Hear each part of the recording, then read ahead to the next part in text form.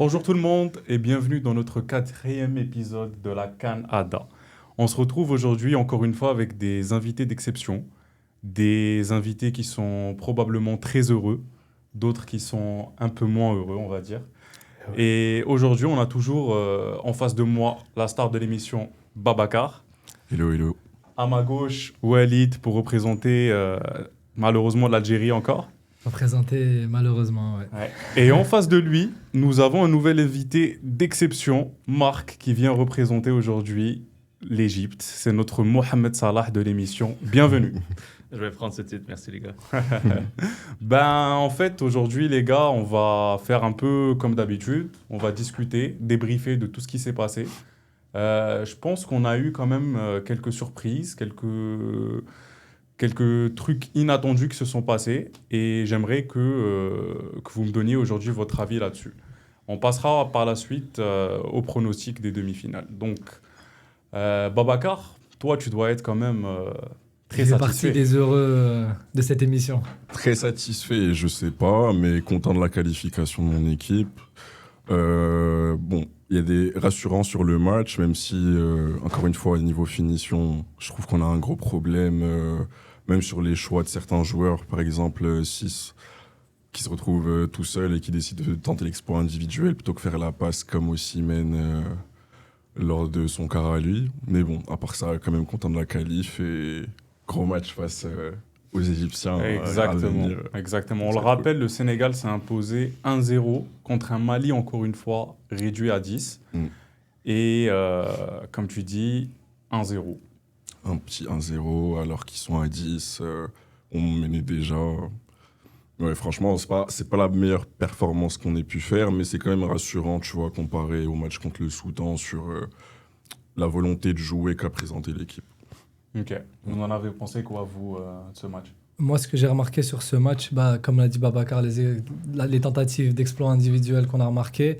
Ce que j'ai remarqué, le manque de finition, c'est surtout remarqué sur le fait que souvent, il y avait des contre-attaques et il n'y avait personne en fait pour la mettre. On a vu Sadio Mané qui a fait un match exceptionnel. Je pense que si on parlait de...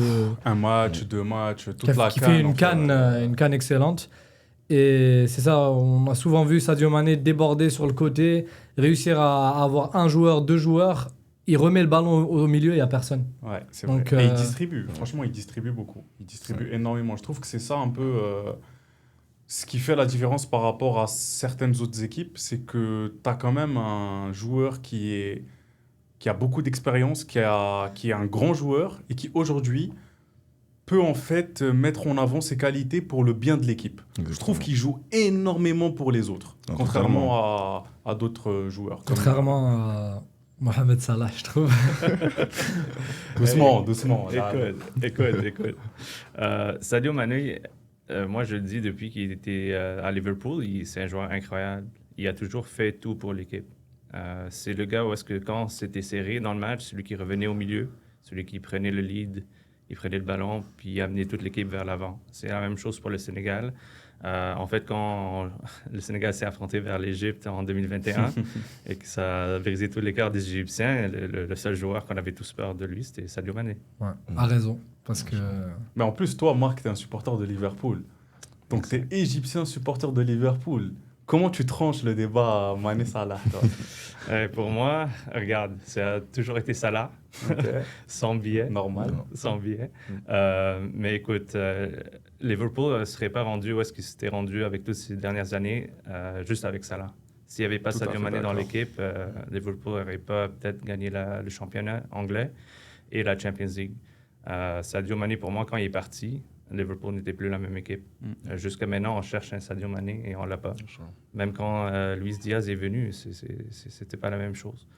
Et c'est justement un peu ce que tu me disais, toi, par rapport au Sénégal. C'est qu'aujourd'hui, Mané, c'est encore la star de l'équipe. C'est le cas depuis quoi, 5, 6 ans, 7 ans peut-être? Ouais, ou peut-être même plus. Plus. Déjà à Southampton. Hein.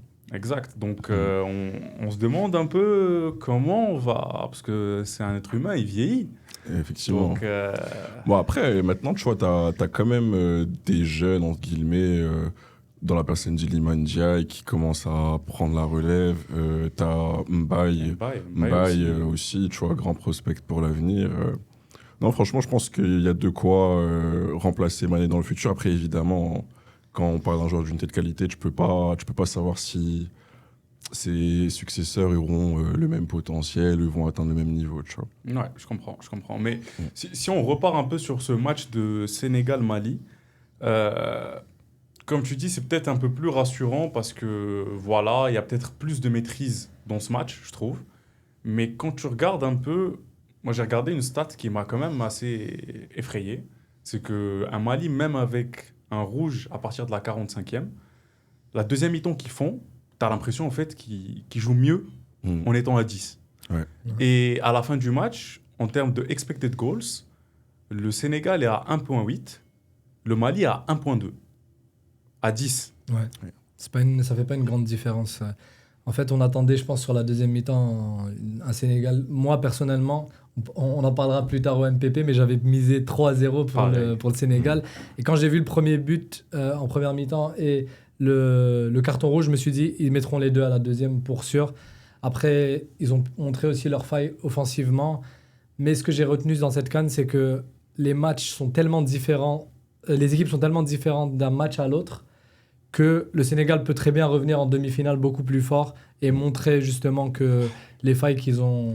Je sais pas, Mais moi tout j'ai comme l'impression qu'on pour dit moi, ça depuis je sais pas combien de matchs. Tu vois, Ligue G, c'est pas vraiment une stat parlante parce qu'à la fin, tu vois, c'est par exemple le fait qu'un tir soit cadré et l'occasion était plus dangereuse, ton Ligue G il va monter beaucoup plus que le cas contraire, tu vois. Et on l'a vu justement sur le match, problème qu'on a eu nous, le Sénégal, c'est que beaucoup trop de fois, les joueurs, ils ont tenté de faire des exploits individuels, tu vois, plutôt que...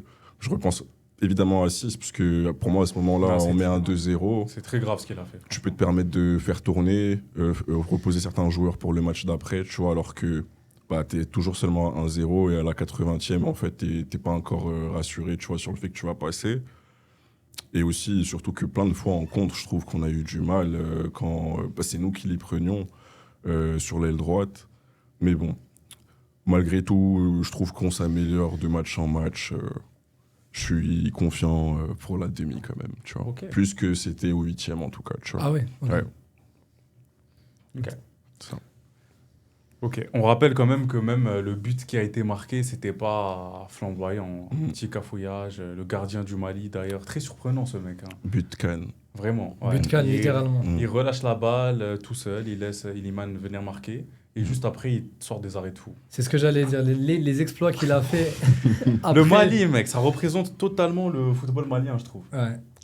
Capable du meilleur comme du pire. Exactement. Bah, passons du coup au match qui s'est déroulé juste après. Un match quand même qu'on attendait énormément. On en a parlé beaucoup à la dernière émission. Le Maroc qui affrontait le Cameroun. Donc on se disait que c'était leur premier vrai défi pendant cette CAN. Et est-ce qu'au final, c'était vraiment un défi ? Ouais, on a pu voir un Maroc dominer la rencontre au bout d'une dizaine de minutes. Ils ont vraiment mis la pression aux Camerounais. C'était assez impressionnant. Ils ont étouffé. Étouffé. On voyait pas le Cameroun dépassait même pas la ligne des 50 mètres. Ils ont fait une sorte de bloc de pressing qui était très haut. Ils récupéraient les ballons et ils ont vite ouvert le score à la 26e minute. Et c'était évidemment l'homme du Maroc, donc Brahim Diaz, qui a montré des qualités depuis le début de la CAN et qui montre qu'il peut marquer quasiment à chaque match. Donc ça a tout de suite donné le ton de la rencontre. Et on a pu voir un Maroc dominer la rencontre. Et un Cameroun qu'on attendait peut-être en retour de deuxième mi-temps, comme on a pu le voir lors de leur précédent match, où ils sont revenus en deuxième mi-temps changés avec des qualités techniques individuelles et offensives qui ne sont pas été présentes sur ce match-là. Ouais. Ils sont revenus exactement comme à la première mi-temps, toujours étouffés par le bloc marocain qui les faisait reculer, etc. Et on a eu le deuxième but proche de la fin du match qui a complètement tué cette équipe du Cameroun. Parce que le Maroc, ils prennent le premier but, ils marquent le premier but, je pense que c'est très, très difficile d'en revenir. Tu as tout le stade qui embarque, tu as toute la pression sur les autres équipes. Ça devient comme si tu jouais contre 12 joueurs et non pas 11. Là, je ne parle pas de l'arbitre, mais... ouais, ça... On y reviendra. Ça, on y reviendra. Mais c'est vrai que dans l'ensemble, moi, je trouve que même avant le but, je trouve que dès les premières minutes, le pressing... En fait, de un, faut le dire, c'est l'équipe qui presse le mieux en Afrique, le Maroc. Personne ne fait mieux que ça. Et même le plan d'Al-Gharaghi, moi je trouve qu'il a marché à merveille. Hein.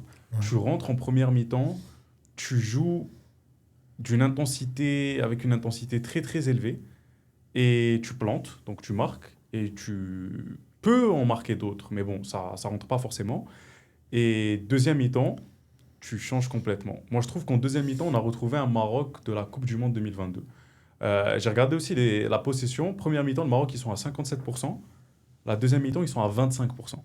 Donc, tu sais que tu peux les dominer, tu mets un premier but, tu rentres à la deuxième mi-temps, tu joues bloc pas. Ouais. Un peu comme à la Coupe du Monde, et je trouve que c'est peut-être leur plus grande force. Quand ils jouent de cette façon, je vois pas qui peut venir et vraiment les inquiéter, leur planter plein de buts, parce qu'en contre, ils peuvent exécuter très très vite. Et c'est un peu ce qu'on a vu, tu vois. Il y a eu d'autres occasions en deuxième mi-temps. Ensuite, bon, ils mettent un but sur coup de pied arrêté.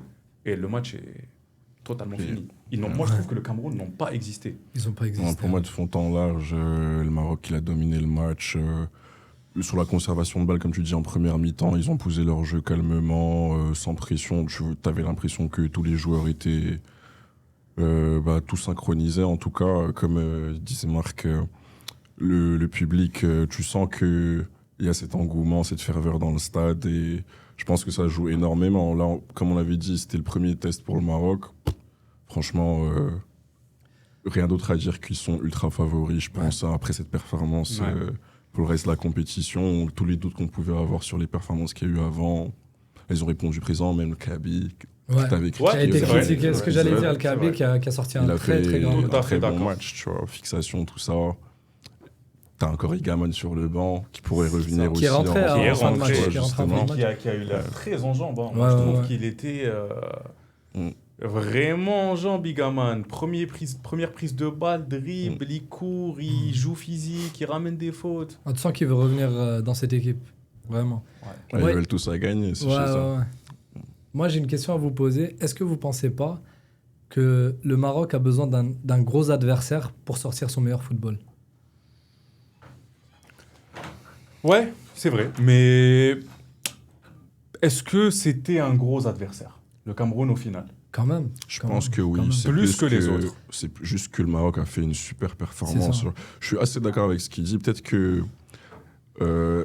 entre la pression qu'ils ressentent, effectivement, plus que ce sont les autres de la compétition, il y a certains matchs où peut-être qu'ils ont Sous-estimer un peu l'adversaire, peut-être? pas sous-estimé, mais qui ne voulaient peut-être pas montrer toutes leurs cartes aussi, tu vois. Ouais. Où là, tu arrives à un stade de la compétition où en fait, c'est l'élimination directe, t'as pas le choix de tout donner, tu vois. Et donc, contre une équipe contre le Cameroun, tu veux éviter de te prendre ce premier but, justement, rentrer bien dans le match, scorer le plus tôt possible, justement. Et comme tu as dit, une fois qu'ils ont mis leur but, deuxième mi-temps, changement Fini, de ouais. plan de jeu, et tu cherches à juste conserver le score entre guillemets, mais tu arrives quand même à en planter un deuxième, tu vois. Ouais. Donc, Je pense qu'ils t'ont écouté. T'as dit, si le Maroc encaisse en début de match contre le Cameroun, ça peut être un match très bizarre. c'est ça, Ils ont évité le match bizarre. c'est ça. Ça, mais j'ai hâte de voir si jamais ils prennent le premier but, c'est quoi leur réaction. Parce que là, ça peut que le stade au complet se retourne un peu vers eux. Ça peut être que tu sais, ça commence à ressentir le stress aussi. entre Ouais. La les pression, joueurs. ouais, la pression Ouais. du public. Surtout si c'est en demi-finale. Hein. Si c'est Exactement. en demi-finale, t'as pas envie de te manger un premier but. C'est ça. Et je pense pas qu'ils auraient joué contre une équipe aussi forte que Nigeria. Je pense que Nigeria, c'est un niveau tout à fait différent de toutes les autres équipes contre qui ils ont joué. Offensivement, ouais, le Nigeria, C'est vrai. ça va être costaud. C'est vrai, mais C'est ça. encore une fois, même si je dis qu'au final, le Cameroun, c'était pas un adversaire de malade, mais c'est un peu ce qu'on disait la dernière fois. C'est qu'en phase de poule, on disait, bon, en vrai, ça va, à part le Mali, ils n'ont pas rencontré un gros adversaire, etc. La Tanzanie, ensuite, bon. Ensuite, on se dit, bon, le Cameroun, c'est peut-être leur premier, et il les tape. Il les tabasse, je trouve, vraiment. Ouais, clairement. Honnêtement, moi, vous allez peut-être prendre pour un fou, mais je pense qu'ils vont tabasser le Nigeria. Moi, je pense qu'ils vont vraiment les manger. Mais on verra, on verra. C'est un avis vraiment peut-être controversé, mais quand je regarde cette équipe du Maroc jouer de cette façon, je vois pas qui peut les taper. Franchement, je vois pas qui peut les taper. L'Égypte? Regarde, je sais pas, je dirais pas l'Égypte. Moi, honnêtement, si tu me demandes, l'Égypte, c'est l'équipe la moins forte des Ok. 4 qui restent, en toute honnêteté. Mais je pense que le Nigeria, ce qu'il a, contrairement aux autres équipes, c'est que c'est leur Coupe du Monde. Ils ne se sont pas qualifiés à la Coupe du Monde. Ils veulent prouver qu'on est là. Le Nigeria est là. Et oui, ils ont raté la Coupe du Monde, mais s'ils peuvent gagner la Coupe d'Afrique à la place, je pense qu'ils vont faire beaucoup de plaisir à leurs fans. Puis je pense qu'ils sont là pour ça. C'est un très Ouais, bon point qu'il dit. On en avait parlé justement, ouais, le fait ouais. que ils soient pas qualifiés pour la Coupe du Monde. Là, tu as un blason à redorer aux yeux de ton public. C'est une équipe qui a des joueurs de grands noms. Osimhen, Lookman, Iwobi, etc. Bref, on va pas les reciter, tu vois, mais en fait, offensivement, comme j'ai dit, c'est tellement fort le Nigeria que pour moi, en fait, même si défensivement, t'es pas aussi fort, si t'es capable de marquer 3 buts, tu vois, chaque C'est match, clair. tu peux gagner tous les matchs, tu vois, aussi. Donc, évidemment, on va encore dire c'est un autre test pour le Maroc. Évidemment, tu vois, c'est l'équipe qu'on surveille, c'est eux, les autres, tout ça. Mais je m'attends à une grosse adversité face au Nigeria quand même, tu vois. Est-ce que vous aviez des top et flops sur ce match? Lequel Maroc. Ouais, Maroc-Cameroun. Top Brahim Diaz, hein, encore. L'un des favoris pour le meilleur joueur de la compétition. Clairement. Sans doute avec un Lookman, par exemple, ou même un Mané, peut-être. Mais juste des tops, hein, en vrai, sur ce match. Flop. Ouais, en Ils face, ont fait la performance. le Cameroun. bah, Chez les joueurs camerounais, peut-être. C'est Peut-être ça, t'auras ouais, des ouais. flops, ouais. C'est sûr, c'est sûr. Ben oui, c'est vrai que Baleba, par exemple, qui est peut-être le joueur star du Cameroun, le plus important, ben, il n'a pas existé. Il n'a Ouais. pas existé. Et pourquoi il n'a pas existé? Ben, à cause du milieu marocain. Hein. C'est ça. C'est pas ses qualités individuelles ou quoi qui ont fait que... C'est juste qu'il était étouffé.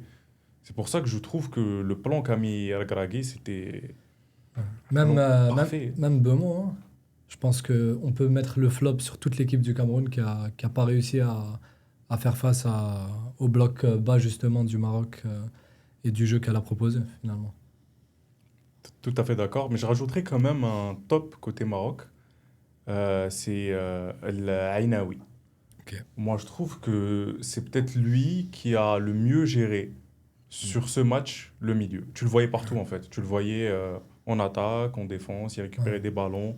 Il était un des premiers à mettre la pression aussi sur le milieu du Cameroun, qui a fait en sorte que ils n'ont pas existé. Donc, je trouve que même le milieu que Regragui a aligné sur les 2 derniers matchs, je pense pas qu'il puisse avoir mieux. Même Ouais. si, bien sûr, ils ont Ounahi qui est malheureusement blessé. Mm.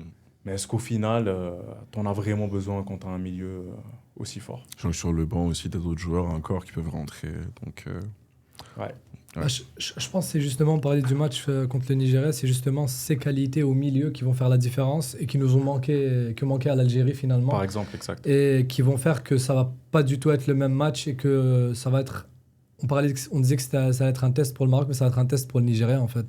D'avoir une équipe solide au milieu qui peut vraiment les empêcher de débloquer des solutions en attaque pour envoyer des ballons vers l'avant. Je pense que ça va être un gros test pour eux. Tout à Et fait d'accord avec un match très intéressant. au milieu, ça va être un très beau match justement, parce que regarde, côté Nigeria, t'as un sacré milieu de terrain quand même. Wilfried Ndidi, Iwobi, le match qu'il fait là justement contre sur l'Algérie, l'écart. ouais, c'est incroyable. Il te fait des passes qui coupent les 2 lignes d'un coup, tu vois. Genre, moi, je pense que ça va être un très beau match, tu vois. Et physiquement, ils sont plus costauds, les Nigérians, au milieu de terrain que les Marocains, tu vois. Ça, Genre, faut voir comment les deux équipes vont aborder le match, mais je pense que ce soit en attaque ou au milieu de terrain, ça va être très intéressant. Et là où ça va être plus compliqué pour les deux équipes, c'est côté défensif, quoi. On verra. Moi, j'ai une question pour vous. Est-ce que vous prendrez Osimhen dans votre équipe? Et là, peut-être la réponse a l'air très, Évidente. très évidente. Mais si on regarde, lorsque ça va mal pour l'équipe du Nigeria, est-ce que le tempérament de Osimhen peut causer un trouble pour l'équipe? intéressant. Moi, Intéressant. regarde, on avait parlé justement des problèmes qui étaient ressortis lors du dernier match. Mais moi, comment je le vois? Osimhen, c'est un gagnant, c'est un grand joueur qui a gagné la Serie A, tout ça, etc. Le fait que justement il soit pas qualifié pour la Coupe du Monde, tu sens que ce gars a envie de gagner, tu vois.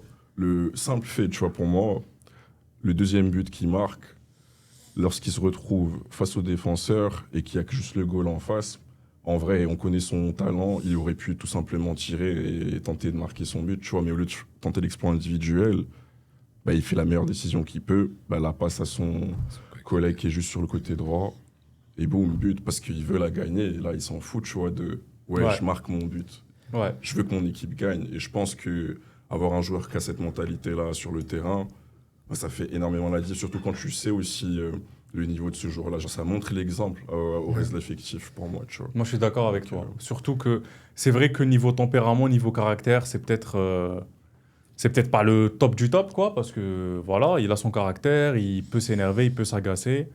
Mais nous qui sommes Algériens, Mais là, après, on a Bounedjah, on l'a Ouais. critiqué justement sur ce caractère, où il parle tout le temps aux arbitres, il râle énormément dès qu'il ne reçoit pas la passe, etc. Donc, moi, tu me donnes un Osimhen, mais je le prends tous les jours. Ouais, je le prends. Tous les jours. Tous les jours. Pareil. Après, je pense qu'il y a peut-être eu un après la petite crise qui est passée.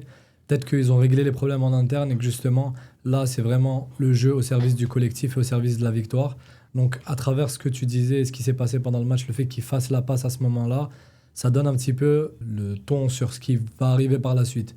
Donc, le Nigeria est vraiment organisé pour gagner. Et les exploits individuels, c'est sûr qu'il y en aura vu le niveau des joueurs en attaque, mais c'est peut-être pas ce qui va être priorisé pour justement les joueurs. Et aussi, même entre autres. Et vu qu'on parle du Nigeria, ben, switchons un peu sur le match Algérie-Nigeria. Ben, Ok. Je pense que toi et moi, on va pas beaucoup parler vu que on va avoir une petite session juste sur eux pour bien leur taper dessus. Mais j'aimerais bien avoir votre avis à vous sur ce match.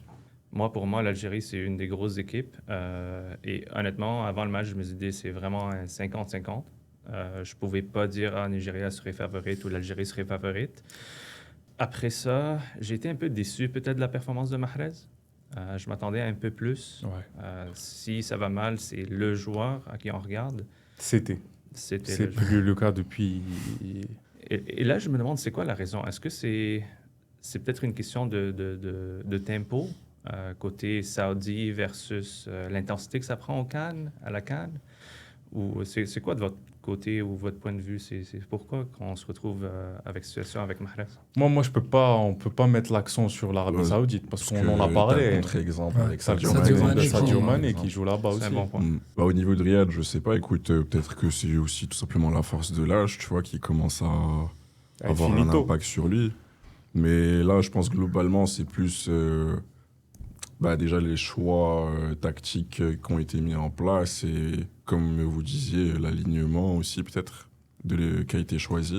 En tout cas, sur le match, j'ai rarement vu, j'ai même pas vu en fait, je pense, l'Algérie mettre en danger le Nigeria à un moment. À partir du premier but, je me disais déjà que ça allait être compliqué quand on se rappelle du coup le 8e et la difficulté qu'il y a eu à marquer face au Congo. Ouais. Et une fois, moi tout simplement que Osimhen a fait la passe, le temps de l'exploit individuel, j'étais en mode le match il est terminé. Là ils sont là pour éteindre, ils ont pu se tester face à une très bonne équipe d'Algérie malgré tout, même si sur ce match c'était pas la meilleure performance sur la CAN de l'équipe, mais bon. Je pense que on avait une idée du scénario du match au bout de 10 minutes de jeu. C'est ça. Malheureusement, on essayait de se dire que l'équipe allait revenir, qu'à la mi-temps, il allait se passer quelque chose. Après, on approfondira un peu plus tard là-dessus, mais je pense qu'on a été étouffé très vite, au même titre que le Cameroun a été étouffé par le Maroc très tôt dans la rencontre. C'est un peu ce qui s'est passé, et l'équipe était complètement désorientée pour un nombre de raisons. Même sur les réactions des joueurs aussi, tu pouvais le voir.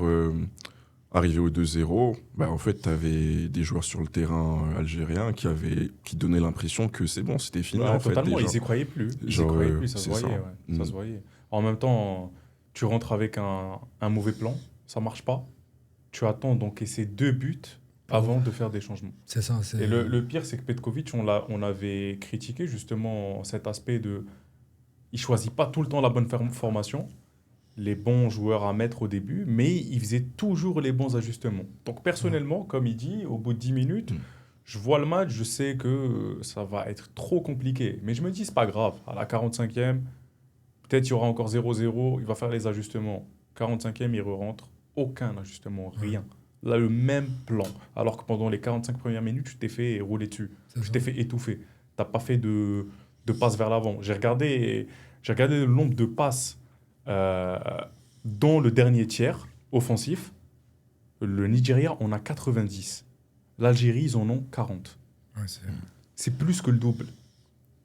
Ça, On n'a dit rien long. créé. Ça, Premier on dit tir cadré. Non, mais il y a eu 0 tir cadré. Premier tir à la 80e.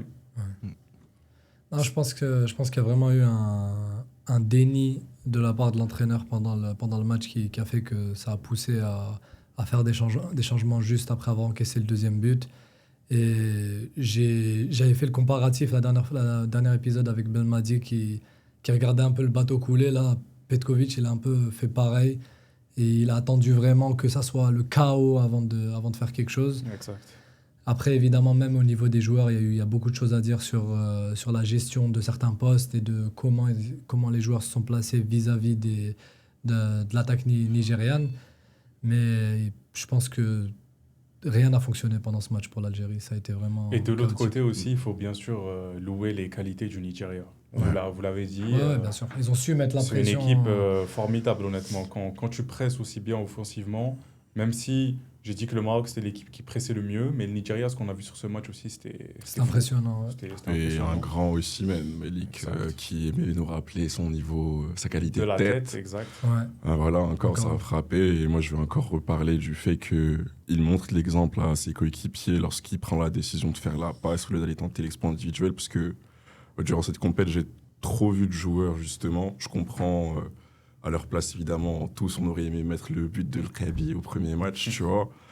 Ben, j'ai vu trop d'équipes rater des occasions, en fait, sur cette décision-là. Juste pour finir et dire que Osimhen, très grand joueur, est à surveiller. Ouais. Surveiller Ouais. contre le Maroc, ça va être un beau match. Super. Bah, passons au dernier match. Donc, un des plus beaux matchs de la CAN. Pour moi, c'est le plus beau Franchement. match de la CAN, Je peux indéniablement. comprendre. Franchement, je peux comprendre. Est-ce que c'est Je pas trouve le match c'était, où il y a eu le plus de buts de la CAN? Je sais pas. Je crois. Je Non. pense qu'il y a eu le même score entre Nigeria et Tunisie. Ok, ouais, Il y c'est a vrai. 3-2, Ouais, même score, ouais, Nigeria c'est et vrai. Tunisie. Ouais.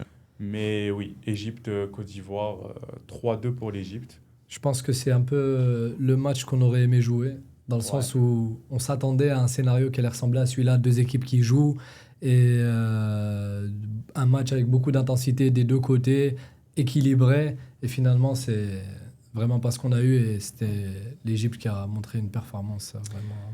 Et écoutez, moi, si tu m'aurais demandé avant le match, c'est quoi tes attentes en face de ce match-là, je t'aurais dit honnêtement, c'est un 70-30 pour le Côte d'Ivoire. Tout à fait d'accord. Hein, Ouais, c'est...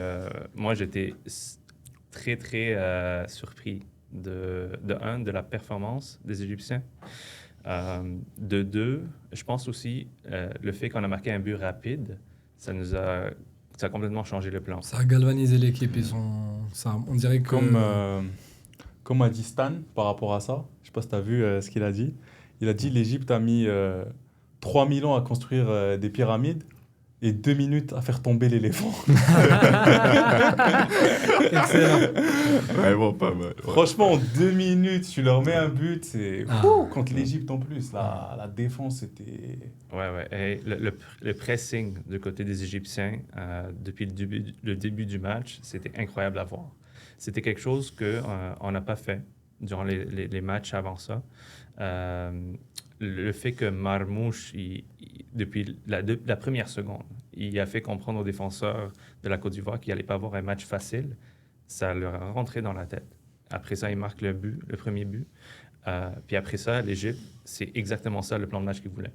Ils voulaient rester en arrière, attirer la Côte d'Ivoire vers eux et les prendre sur la contre-attaque. C'est comme ça qu'on a marqué le troisième Troisième but, ouais. Ouais, le deuxième but, c'était sur un corner. Coup de pied arrêté, ouais. Exactement. Mais vraiment, c'était le plan de match parfait pour l'Égypte parce qu'on n'est pas une équipe de possession. C'était du 70-30 la possession. 70-30. Et je pense que les Égyptiens, on est très corrects avec ça. On n'est pas une équipe qui est capable de garder la possession, pour être encore très honnête. Mais on a deux joueurs qui sont extrêmement dangereux, peut-être les plus dangereux dans la CAN pour la contre-attaque. On a Salah et on a Marmouche. Exactement. Et ces deux-là, lorsqu'ils connectent ensemble, ça peut causer de la terreur pour les autres Très équipes. dégâts. Marmouche qui fait son petit comeback.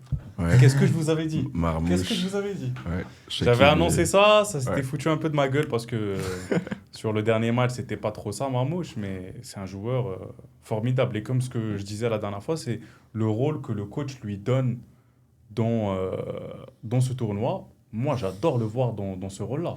Un rôle d'électron libre, il est un peu sur la gauche, il rentre beaucoup au milieu, il attaque, il défend, t'as l'impression qu'il est partout sur le terrain et il a beaucoup, beaucoup de qualité, Marmouche. C'est pas pour rien qu'il Moi, a été acheté 80 millions, je sais plus combien, à City. Donc, Quoi, j'avais dit justement pourquoi je voyais l'Égypte passer, parce que pour moi, sûrement peut-être la dernière canne de Salah, bah, t'auras un grand Salah, bah, l'Égypte elle va gagner, tu vois. Mm. Et Tu- c'est ce qui s'est passé. tu dis ça, mais c'est c'est la dernière canne de Mahrez, mais pourtant, on n'a pas vu un grand Mahrez. j'avoue. Ouais, là. Mais pour revenir aussi sur l'Égypte, c'est que ce qu'on disait, nous, la dernière fois, c'est que l'Égypte, depuis le début de la CAN, match après match, on les voyait pas monter en puissance. Tu les voyais, en fait, ils te font un match bizarre, un match nul contre le Bénin, tu vas en prolongation, ok, tu gagnes 3-1, mais le troisième but, il est marqué à la toute fin. Je sais pas, il y avait un manque de confiance dans ces joueurs-là, mais le match qui sort contre la Côte d'Ivoire, il est quand même Ouais. très fort. Il faut le rappeler quand même, la Côte d'Ivoire, ils ont fait leur match, hein. Ouais. La Côte d'Ivoire, franchement, Ouais, ils sont super bien ils défendus. se sont... Ouais. contrairement à l'Algérie, ce qu'on disait C'est tout ce à que je l'heure, disais, ils y ouais. ont cru jusqu'au bout, la Côte d'Ivoire. Ils Bah, ont rien lâché. Regarde, si t'as pas le but en vrai, en tout début de match, bah, tu serais sûrement allé en prolongation hein, sur ce match. C'est possible. Tout à fait. Tu C'est vois. possible. Tout C'est à ça. fait. Et j'ai même vu, quand tu regardes le match du début à la fin, en fait, l'Égypte, ils avaient un plan en tête. Et ils ont respecté le plan. Et le plan a fonctionné parfaitement. Eux, ils sont rentrés avec une idée de on va jouer en contre, on va bien défendre, tous ensemble. Et sur chaque contre, on va maximiser les contres pour essayer de planter un but. Et sur chaque contre, ils étaient dangereux. Par contre, défensivement, honnêtement, je ne m'attendais pas à ce qu'ils soient aussi solides. Et ils encaissent 2 buts, mais c'est pas 2 buts parce que ta défense était faible ou quoi. C'est juste que On a une équipe en face qui on a est- un sur corner, l'autre, voilà, ils ont énormément poussé. Mais le plan de l'Égypte a super bien fonctionné. Et même si la Côte d'Ivoire, j'ai vu, ils avaient le double de leur passe. Ils en avaient 570, l'Égypte en avait, je pense, 240 sur tout le match. Mm. Mais ils gagnent. Et l'Égypte, quand ils jouent de cette façon, ils peuvent prendre beaucoup de cannes. Hein. Beaucoup de cannes, franchement. Ça revient à ce que disait Marc tout à l'heure par rapport à la possession. Je pense que la possession, c'est pas leur fort, mais ça les empêchera pas peut-être d'aller gagner le match à travers d'autres paramètres qui vont faire basculer l'équipe adverse. Moi, en fait, s'il y a un point qui me fait un peu peur, c'est le gardien. Il n'est pas très bon quand on fait des crosses. Même les 2 buts qu'on a pris, c'est sur des corners. Je ne pense pas qu'il est très confiant pour la sortie du ballon. Puis je pense aussi que ce serait une clé pour le Sénégal si jamais il traverse la semi-finale. C'est vraiment de faire beaucoup de crosses dans la zone de l'Égypte. C'est très difficile pour nous de nous faire confiance là-dessus. Donc ça, je pense que c'est une clé qui pourrait se jouer pour la demi-finale. Mis à part ça, je pense que si on est capable de contrôler Sadio, là, on coupe beaucoup de ce côté-là, puis on coupe énormément de ressources pour le Sénégal. Donc ça aussi, ça serait la clé pour nous. Donc c'est ça, ça va être un match fascinant, je pense. Ouais, on l'attend. Peut-être un dernier point suite à ces affiches, un petit point sur l'arbitrage. Ouais. Bon, je sais qu'il y a eu quelques polémiques, je ne sais pas par quoi vous voudriez commencer. Je te donne la parole, Walid. Bah, je pense qu'on peut commencer dans l'ordre des matchs. On a eu le fameux penalty qui n'a pas été sifflé dans le match contre le Maroc. Ouais. Donc, Tu parles de celui pour le Maroc ou celui pour le Cameroun? Parce qu'il y a eu beaucoup de... Bah, en fait, c'est ça. Je trouve que autant on peut parler d'équipes avantagées, pas avantagées. Il y a des complotistes qui vont créer le pays organisateur avantagé. Ce que je peux comprendre par moment quand on voit certaines actions. Mais je pense que sur tout l'ensemble des matchs de la CAN, on a pu voir des décisions arbitrales très, très, très, très discutables. Ouais. Surtout l'utilisation de la VAR qui se fait vraiment de manière un peu aléatoire. L'arbitre, sur des actions décisives, on a parlé du cas de la Tanzanie. Dernière minute, il perdait 1-0, un joueur tombe, on ne regarde pas la VAR. On a eu, pendant le match du Cameroun, une action pas similaire parce que c'était pas à la fin du match, mais qui aurait pu peut-être changer la physionomie du match si le Cameroun avait mis un penalty. Donc franchement, je sais pas vous ce que vous avez pensé de l'arbitrage pendant cette CAN, mais on a encore des matchs qui nous montrent que c'est vraiment pas ça au niveau des décisions. En fait, c'est qu'il faudrait une explication sur l'utilisation de la VAR.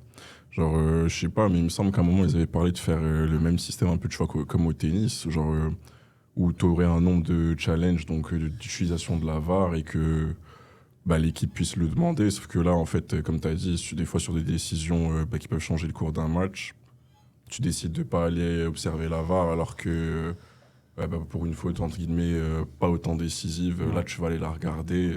C'est ça.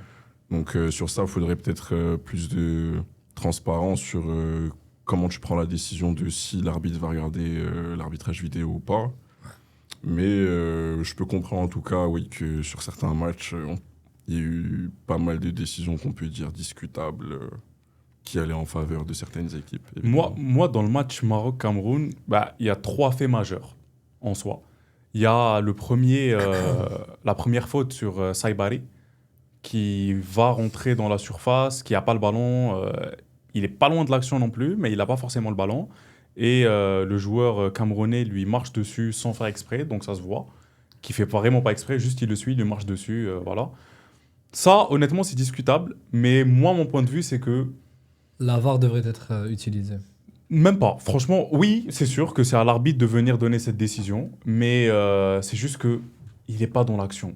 Alors oui, tu peux siffler, comme tu peux pas le siffler. Non, c'est discutable. Après, c'est très discutable. Je pense que le point qu'on essaie de mettre en avant, c'est pas le fait de siffler ou pas penalty. C'est que l'arbitre ne s'y attarde même pas. C'est ça le problème. C'est ça, ouais, je suis d'accord. Et justement, l'action sur Mbemo, honnêtement, j'ai revu l'action de tous les angles.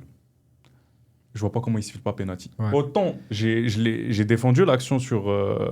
contre la Tanzanie, j'étais pas d'accord avec vous. Pour moi, il n'y avait pas penalty sur celle-là. Par contre, sur celle sur Mbemo, il crochette, il lui tape son pied, il tombe. Il n'y a pas de... Moi, sur le premier angle de caméra, je pensais que c'était Mbemo qui tirait le pied du défenseur. Et après, en fait, quand tu regardes sous le deuxième angle de caméra, celui en face, tu vois que clairement, il lui tire son pied. Donc, ça peut porter à confusion. Mais vu la technologie et les caméras qui sont en place, tu as la flexibilité, la possibilité de voir. Et il y a un troisième fait aussi que les gens peut-être oublient un peu, c'est qu'il y a une action où El Khannous, qui a déjà un carton jaune, pendant qu'ils sont à 1-0, il attrape un joueur camerounais, le fait tomber par terre en s'accrochant à lui. Il n'y a pas de deuxième jaune. Alors que... Ah ouais, le deuxième carton jaune, ouais, effectivement. Aujourd'hui, tu accroches un joueur qui part offensivement dans ton terrain, il y a un carton jaune. Il n'y a jamais pas de deuxième carton jaune. Et en plus, il est devant l'arbitre. Et là, toujours pas de carton jaune. Donc, je peux comprendre la frustration des Camerounais qui se sont quand même énervés sur ce match-là. Mais par contre, à aucun moment... c'est la raison pour laquelle ils ont perdu le match. Franchement, ils étaient bien au-dessus d'eux et le Maroc n'avait pas besoin de ça pour gagner le match. Mais c'est quand même, je trouve, c'est quand même dérangeant de voir des faits comme ça. Ouais, c'est dommage parce que il y aura toujours du coup du monde qui pourra venir critiquer le fait que je gagne justement. Ça décrédibilise un peu, tu vois, alors que ils étaient tellement au-dessus que. Ouais. Toi, Marc, t'en as pensé quoi? Honnêtement, moi, c'était très flagrant. En fait, qu'il n'y a pas eu de call sur Mbemo. Ça, pour moi, c'est 100% un penalty. Il n'y a pas de débat. Et c'est là où est-ce que je suis d'accord avec ton point. C'est l'utilisation de la VAR. Elle n'est pas là. Elle n'est pas là. La VAR, elle est là pour attirer l'attention de l'arbitre lorsque quelque chose a été manqué. Et c'est comme si l'arbitre n'y a pas d'aide. La VAR ne leur dit pas, viens regarder. Au moins, ça va être l'arbitre qui va prendre la dernière décision. Puis c'est correct, c'est le call de l'arbitre. Mais en même temps, la VAR, elle est là pour aider. Puis la VAR, elle aide pas. C'est ça. En fait, il y a le côté du fait que la VAR soit un peu dans l'ombre et qu'on ne voit pas vraiment ce qui se passe.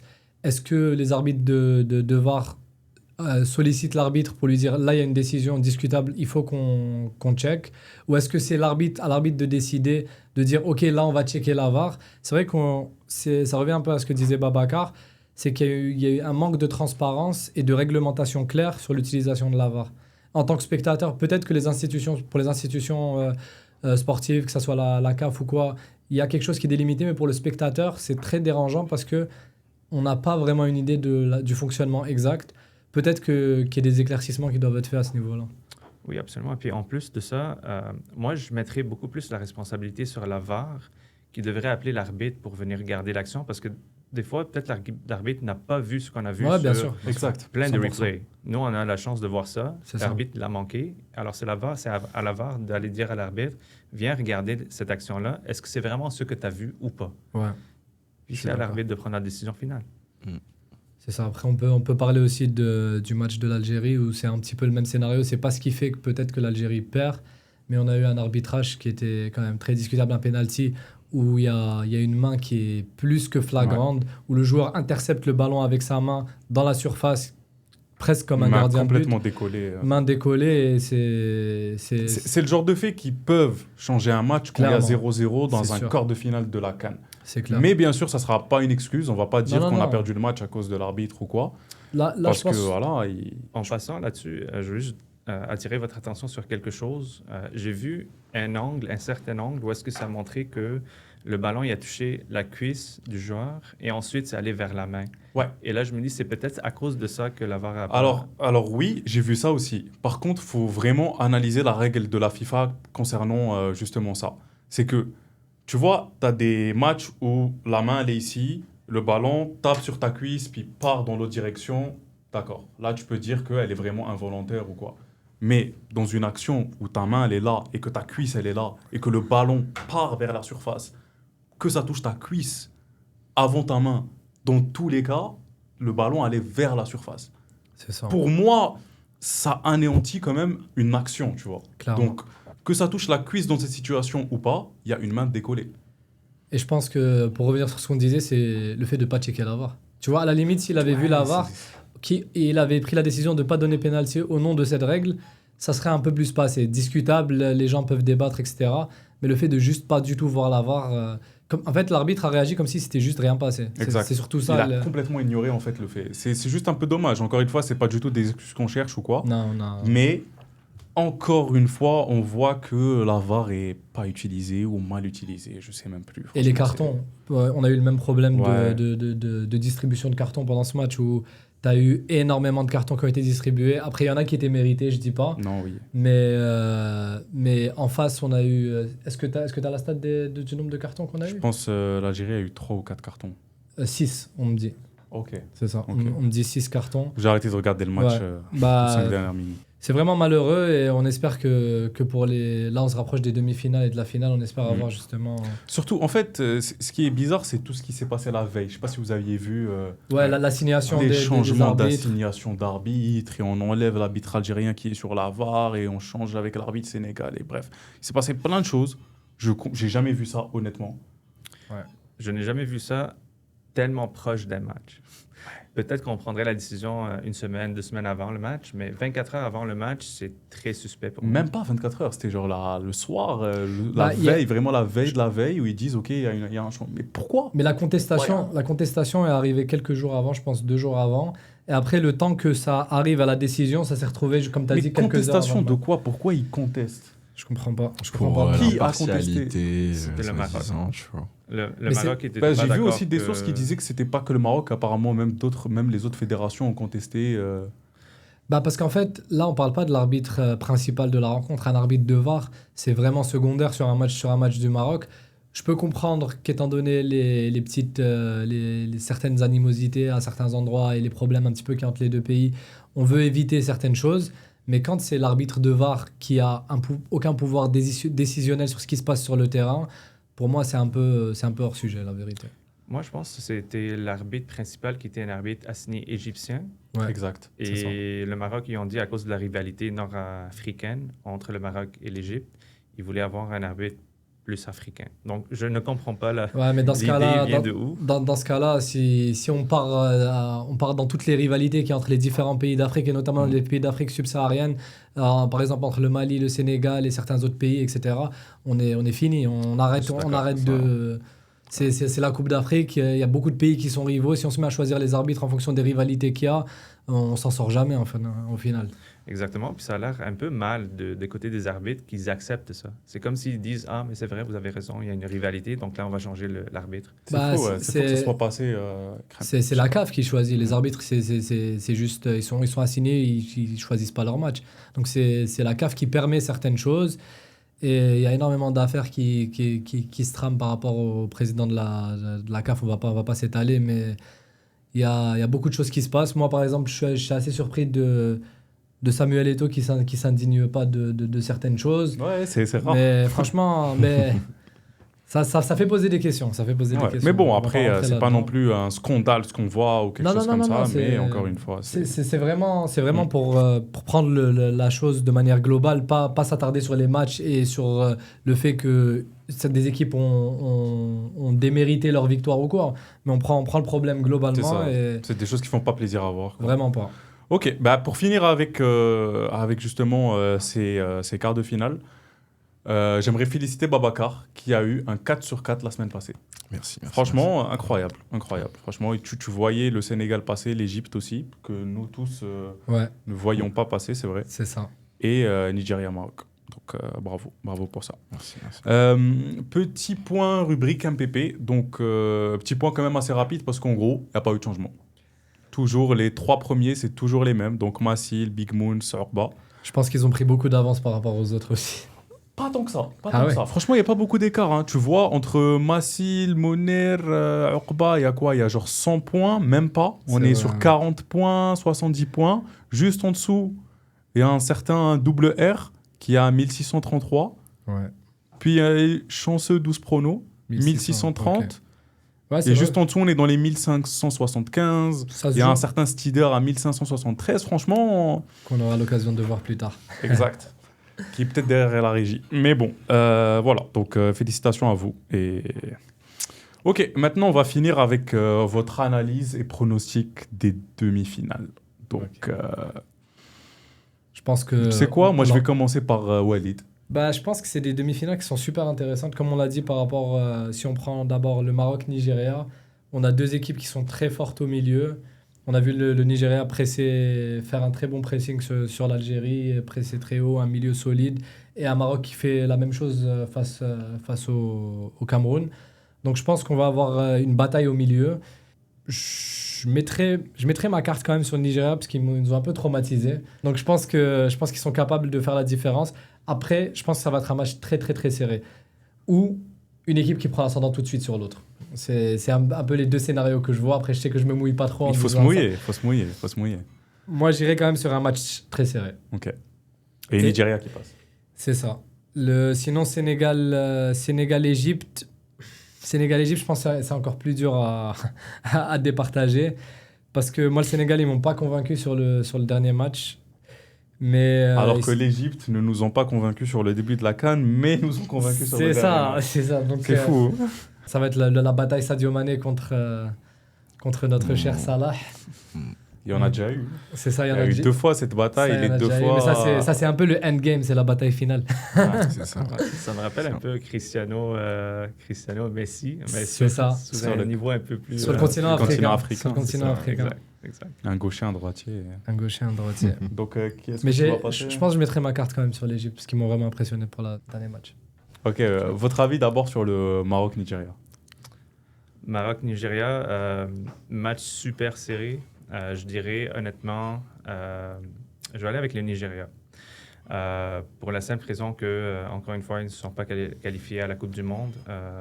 C'est comme si c'était leur finale, même si c'est la demi-finale, mais ils ont un peu moins de pression puisque ce n'est pas sur leur terrain. Ils savent qu'ils affrontent les favoris du tournoi. Et donc, pour moi, je pense que s'ils marquent le premier but, il y a un match. Il y a un gros match. C'est ça, on disait comment va réagir le Maroc s'ils encaissent le premier but à ce stade de la compétition. Je pense que ça va être intéressant à ce niveau-là aussi. C'est ça. Pour moi, c'est un match qui va être très disputé.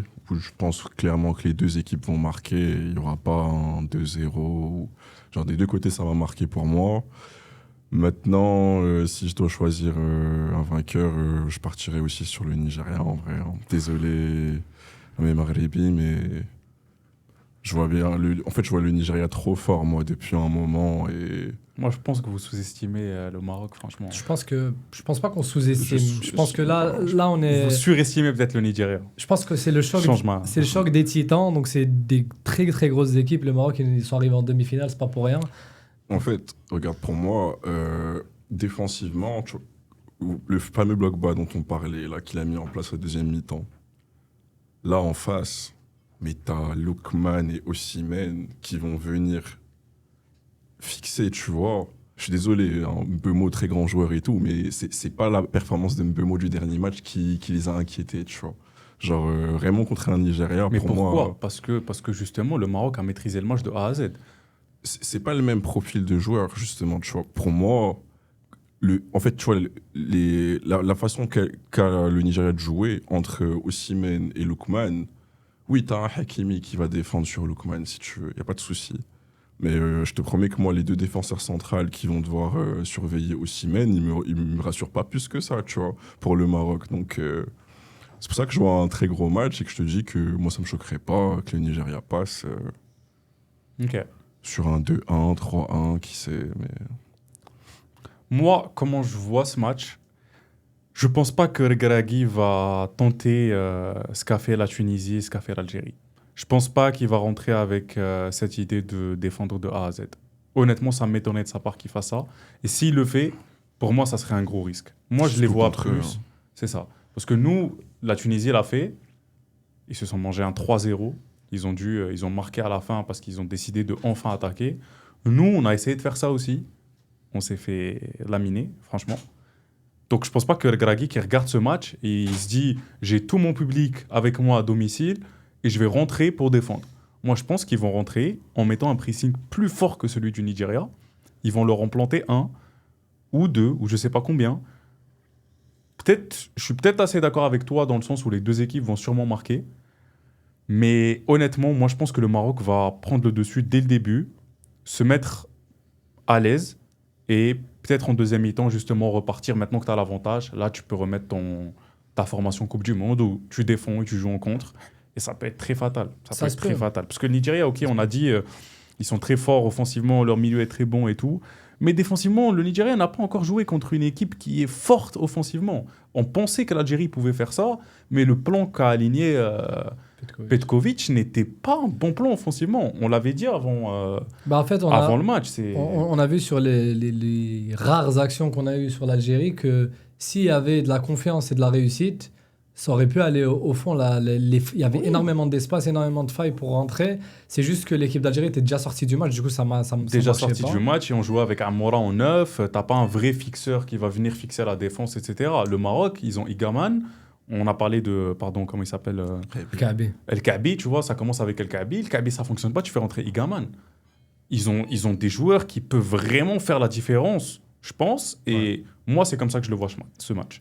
Donc, on verra. On verra. Mais Sénégal-Égypte. ouais. Sénégal-Égypte. OK. Donc, je pense qu'il faut le dire, le Sénégal sont favoris. Selon moi, c'est l'équipe la plus forte entre les deux. Mais cela étant dit, je pense qu'on a finalement commencé à avoir un blueprint de la part de l'Égypte, une façon de comment pouvoir gagner sans contrôler le match. C'est quelque chose qu'on n'a pas vu auparavant. Puis encore une fois, je pense que si on est capable de contrôler Sadio, ce qui est extrêmement difficile à faire, mais disons qu'on était capable à le faire, même à moitié, je pense qu'il y a chance. Et je pense aussi le fait qu'il y a eu tellement une bonne chimie entre Salah, Marmouche et même Achour aussi, celui qui joue comme un 10 en Ouais. arrière 2. Je pense qu'il est largement meilleur que Zizou dans cette position-là. Et je pense aussi qu'avec ces trois-là, il y a effet à déranger, surtout Koulibaly, que je pense peut-être qu'il commence à manquer un peu de vitesse. Mais corrigez-moi si c'est vrai ou pas, mais... Non, ouais, il est un peu plus en difficulté. Dernier match, dès le début, là, le tacle en retard où il a failli avoir un penalty. Ouais, mais je trouve qu'il fait quand même son match. Hein. Moi, Non, je à la trouve fin, il que fait son match. Mais... son retour, il a quand même apporté beaucoup plus de sérénité défensivement. Tu les sens qu'ils sont déjà plus calmes juste avec sa présence. Ah, c'est sûr. Et toi, c'est quoi ton prono, Shakib? Égypte-Sénégal. Franchement, je pense que la bande de Sadio Mané va encore frapper la bande de Mohamed Salah. Franchement. Je sais pas, franchement, honnêtement, ce match, c'est un 50-50. Parce qu'on l'a dit, le Sénégal, ok, ils ont gagné tous leurs matchs, sauf celui contre la RDC, c'était ça, ouais. Mais ils n'ont pas convaincu tant que ça. Et alors que l'Égypte, eux, nous ont pas convaincus, mais le match qui sort contre la Côte d'Ivoire, il est phénoménal. Donc, je pense que l'Égypte est capable de refaire la même chose contre le Sénégal. Donc, je sais pas. Franchement, je sais pas. Mais juste comme ça, je dirais le Sénégal. Je dirais quand même le Sénégal. Okay. Du coup, moi, dès les 8e, j'avais vu cette demi-finale déjà. C'est vrai. Et tu voyais l'Égypte passer. Tu voyais l'Égypte allait passer. Et ben, maintenant, je retourne ma veste. Entre-temps, même si l'Égypte a fait un super match là, en quart, moi, là, déjà, le changement de Jacobs, je suis très content. Genre, justement, Mané, il est beaucoup plus à l'aise sur son aile gauche, maintenant qu'on a remplacé Jacobs et qu'il a un vrai soutien en appui lorsqu'il va fixer, tu vois, sur l'aile. C'est qui? C'est Diatta, je crois Non, Diatta, il joue à droite, je crois. Je sais plus c'est qui exactement, j'ai pas le nom, je n'ai pas envie de dire de la merde. Mais du coup, je trouve que moi, je suis plus rassuré par rapport au dernier match qu'on a fait. Et justement, depuis qu'on a sorti Jacob, je trouve que Mané, il y a beaucoup plus d'espace et il peut fixer, avoir quelqu'un qui dédouble en fait sur l'aile. Donc, je trouve qu'on crée plus en tout cas. Maintenant, notre problème, encore une fois, c'est la finition. Genre, je vais pas voir Jackson sur le terrain sur ce match-là. Personne n'a envie de le voir, je pense. Vraiment, pour moi, là, je vois Jackson début de match. Ah, ça va être bizarre. Mais honnêtement, je voyais l'Égypte nous battre, mais là, je suis plus rassuré. Le match il va être très disputé, mais je suis confiant. Je nous vois bien nous en sortir avec un 1-0. Okay. Un 1-0, Claire, demi-skin, tu vois, mais 1-0 simple, efficace. Ok. Voilà. Ok. Bah écoutez, on verra ça la semaine prochaine. Et on vous souhaite bon courage et bonne chance à vous deux. Que le meilleur gagne. Yes. Merci encore pour votre présence aujourd'hui. Ce fut un plaisir et on se retrouve prochainement.